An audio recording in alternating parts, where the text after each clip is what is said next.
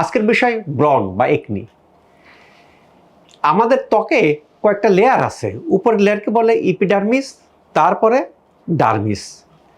তা এখানে যে সেলটা থাকে, সেলের মধ্যে 90% সেল থাকে কেরাটিনোসাইট সেল। এই সেলটা নির্দিষ্ট টাইম পর পর ডেড হয়ে যায়, মারা যায়। মারা গেলে কি হয়, সব কিছু তো জন্ম, যার জন্ম আছে তারই মৃত্যু আছে। যখন মারা যায়, মারা গেলে এটা কি করে, ডার্টি পদার্থের সাথে জমা হয়। জমা হয় কোথায়? লোমকূপের গোড়াতে জমা হয়। কি হয়, আমাদের লোম কূপের গোড়াটা বন্ধ করে দেয়।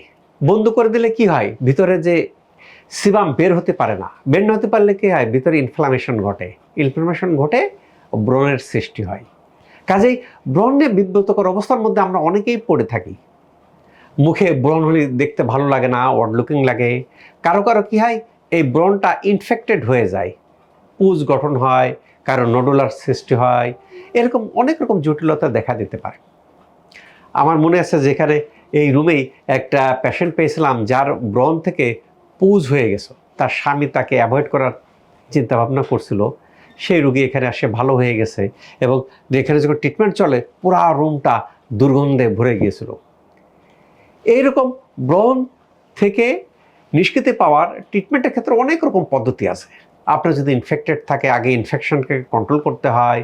এখানে পিআরপি লাগতে পারে, গ্রোথ ফ্যাক্টর লাগতে পারে, লেজার লাগতে পারে, কেমিক্যাল পিল লাগতে পারে। কার ক্ষেত্রে কোনটা প্রযোজ্য এটা দেখার পরে ডিপেন্ড করে।